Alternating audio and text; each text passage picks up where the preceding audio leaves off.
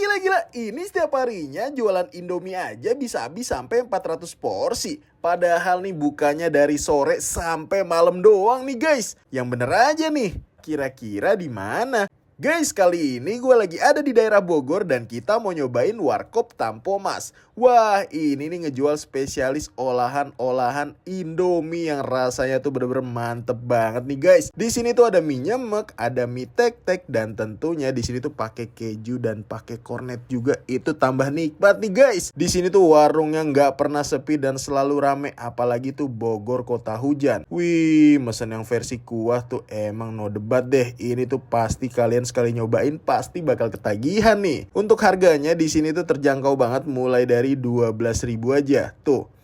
Sekali buat ini langsung banyak banget nih. Kalian bisa langsung aja pilih mau mie rebus, mie nyemek, mie tek-tek, ataupun mie goreng. Setiap harinya jualan dari jam 5